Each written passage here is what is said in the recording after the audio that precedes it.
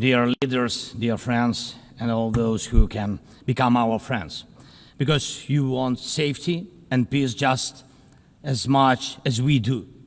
Today, no one but ourselves can guarantee security. Only strong alliances, only strong partners, and only our own weapons. The 21st century isn't much different from the past. If a nation wants peace, it still has to work on weapons. It's sick. But that's the reality. Not international law, not cooperation. Weapons decide who survives. Excellencies, you know perfectly well international law doesn't work fully unless you have powerful friends who are truly willing to stand up for it. And even that doesn't work without weapons. It's terrible, but without it, things would be even worse. There are no security guarantees except friends and weapons. No Ukrainian choice this kind of reality. And knowing our people, they would have chosen a different priority. Ukrainians are peaceful people, but they are people who want to live freely in their own independent country. That's why we invest in defense. For many nations, there is simply no other way left. Nations can speak about their pain from stages like this, but even during bloodshed, there isn't a single international institution that can truly stop it. That's how weak these institutions have become. What can Sudan or Somalia or Palestine or any other people living through war really expect from the UN or the global system? For decades, just statements and statements. And even everything happening in Gaza remains without a way out. Even now, Syria, after all the changes, still has to appeal to the world to ease the sanctions that are choking its economy. It has to ask and wait. Syria deserves stronger support from the international community. And as Russia's war against my country goes on, people are still dying every week. Yet there is no ceasefire because Russia refuses. Russia abducted thousands of Ukrainian children, and we have brought some of them back. And I thank everyone who's helped. But how long will it take to bring all of them home? Childhood slips away faster than adults are able to help. Look at Israel. Nearly 2 years have passed and hostages still haven't been freed. They must be freed, but even that still hasn't happened. And for years, there have been no real answers to other threats, either chemical weapons and famine used as a weapon. Last year, at this assembly, I warned the world about the risk of radiation disasters, especially due to Russia's occupations of our Zaporizhzhia nuclear power plant, the biggest in Europe, but nothing's changed. Nothing's.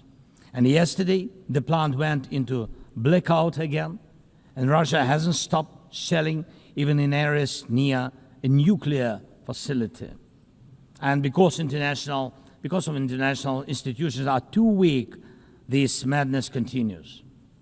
Even being part of a long-standing military alliance doesn't automatically mean you are safe. Just recently, 19 simple Russian drones violated Polish airspace, and only 4 were shut down. Luckily, they were not Shaheeds or even worse. Otherwise, the results would have been horrific.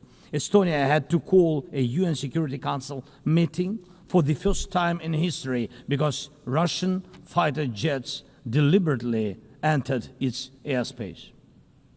Moldova is defending itself again from Russia's interference. We are helping Moldova, and Russia's trying to do to Moldova what Iran once did to Lebanon. And the global response, again, not enough. We have already lost Georgia in Europe. Human rights and the European nature of the state system are only shrinking there. Georgia is dependent on Russia. And for many, many years, Belarus has also been moving toward dependence on Russia. Europe cannot afford to lose Moldova too. It's important to remember how the world once ignored the need to help Georgia after Russia's attack, and how the moment was missed with Belarus. How Moldova must not be lost. And for Europe, supporting Moldova's stability is not costly, but failing to do so would come at a much higher price. That's why the EU needs to help Moldova now with funding and energy support, not just words or political gestures. We must not forget about protecting the rights of people and the rights of nations in regions where these rights are under threat. The UN Charter and the Universal Declaration of Human Rights must apply everywhere. But the Taliban in Afghanistan dragged a whole country back into the dark ages. Cartels in some Latin America countries are more powerful than the government there. This is all about collapse of international law and the weakness of the international institutions. And so it's about the rise of weapons. Weapons decide who survives. Excellencies, yesterday President Trump stood right here in this hall, and God saved him from a murder attempt during the campaign. A shot was fired from a rifle, and just a fraction of an inch saved his life. Just days ago, President, along with hundreds of thousands of Americans, honored the memory of Charlie Kirk. Sadly, his life was cut short by a bullet. Once again, violence with a rifle in hand. We also mourn the Ukrainian woman, Irina Zarutska. She was brutally killed with a knife here in America, the very country where she was seeking refuge from Russia's war. And almost every day, when we open the news, we see headlines about violent attacks happening all around the world. Most of it is done with weapons. People are already used to, but weapons are evolving faster than our ability to defend ourselves. Now, there are tens of thousands of people who know how to professionally kill using drones. Stopping that kind of attack is harder than stopping any gun, knife, or bomb. This is what Russia has brought with its war. It used to be that only the strongest countries could use drones because they were expensive and complex. Now, even simple drones can fly thousands of kilometers. War tech doesn't care about geography anymore. It's now reshaping it. Just recently, airports in Europe had to shut down because of drones. Authorities couldn't even say what kind of drones they were, who sent them, or from where. Last week, North Korea announced the test of a tactical strike drone. That means even countries with limited resources can now build weapons that are dangerous to their neighbors. Ukraine and nations like Saudi Arabia know all too well how dangerous Iranian attack drones are. But what happens when all the types of drones become available, even to small terrorist groups or cartels? The world moves too slowly to protect itself, and weapons move fast. Now companies are already working on drones that can shoot down other drones, and it's only a matter of time, not much, before drones are fighting drones, attacking critical infrastructure, and targeting people all by themselves, fully autonomous and no human involved, except the few who control AI systems. Dear leaders, we are now living through the most destructive arms race in human history, because this time includes artificial intelligence. And if there are no real security guarantees except friends and weapons, and if the world can't respond even to old threats, and if there is no strong platform for international security, will there be any place left on Earth that's still safe for people? We need global rules now for how AI can be used in weapons, and this is just as urgent as preventing the spread of nuclear weapons. We need to restore international cooperation, real working cooperation for peace and for security. A few years from now might already be too late.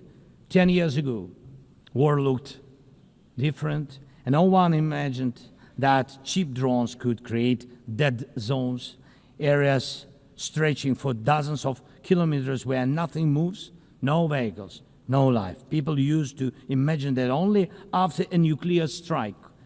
Now it's drawn reality. Mass-produced, simple drones, and without AI yet. Ukraine doesn't have the big fat missiles dictators love to show off in parades, but we do have drones that can fly up to 2,000-3,000 kilometers. We had no choice but to build them to protect our right to life.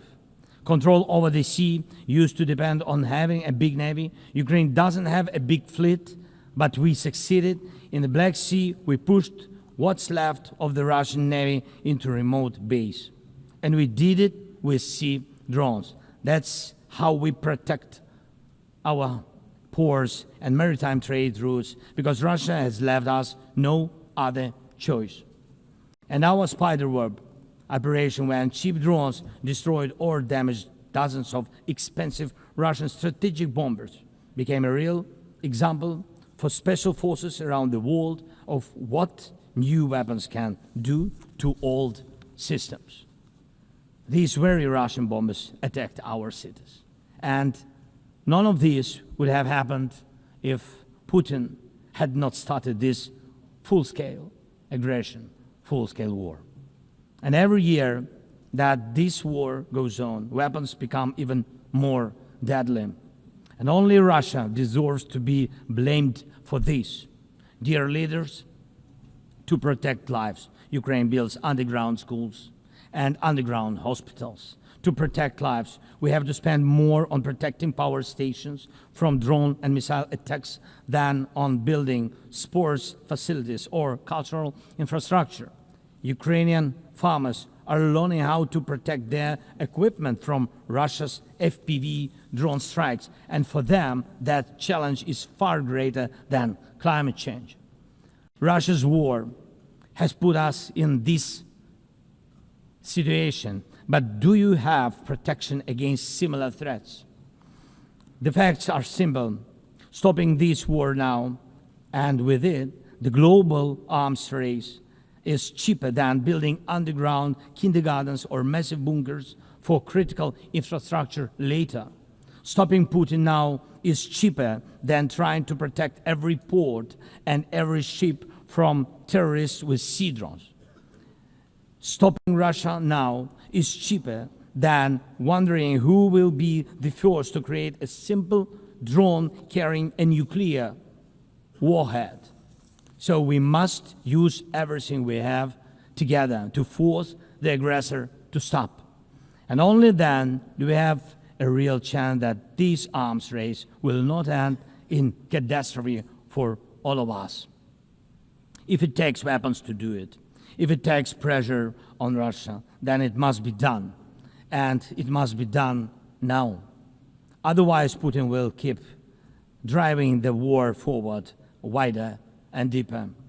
And we told you before, Ukraine is only the first, and now Russian drones are already flying across Europe, and Russian operations are already spreading across countries, and Putin wants to continue this war by expanding it, and no one can feel safe right now. So first, we are now building a new security architecture for ourselves. More than 30 countries are already part of our coalition. And we are strengthening army, launching joint weapons production with partners, and defining financial commitments for defense in a way that could become a security model for any other nation. If security guarantees work for Ukraine, something more than just friends and weapons, it will mean that people were able to make national security not a privilege for a few nations, but a right for everyone. Second, we are ready to make our modern weapons become your modern security, your modern weapon. And we have decided to open up arms exports. And these are powerful systems tested in a real war when every international institution failed. And we are also ready to grow our defense production together with strong partners so that their protection is modern and reliable. You don't need to start this race from scratch. We're ready to share what has already proven itself in real defense. And third, many in the world are still relaxed. Still. But look at how many countries are here at this General Assembly, countries that are at war, or just came out of war, or are trying to stop one, or openly getting ready for one. War has already reached too many people to pretend it has nothing to do with you. So it depends on you. Whether you help peace or continue trading with Russia and helping Russia to fund this war, it depends on you. Whether prisoners of war will be freed, whether abducted children will come home, whether hostages will be free. It depends on you what will define existence, war like now, or our joint strong actions as it should be. Yesterday we had a good meeting with President Trump, and I also spoke with many other strong leaders, and together we can change a lot. Of course, we are doing everything to make sure Europe truly helps. And of course, we count on the United States. I appreciate the support we are receiving. Yes, much depends on the G7 and G20, but in the end, peace depends on all of us, on the United Nations. So don't stay silent while Russia keeps dragging this war on. Please speak out and condemn it. Please join us in defending life and international law and order. People are waiting for action. Thank you so much. Slava Ukraini.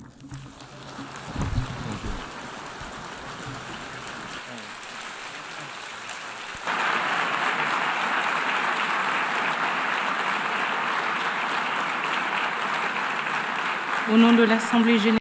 On behalf of the General Assembly, I wish to thank the President of Ukraine. The Assembly will hear an address by His Serene Highness, Prince Albert II, Sovereign Prince of Monaco.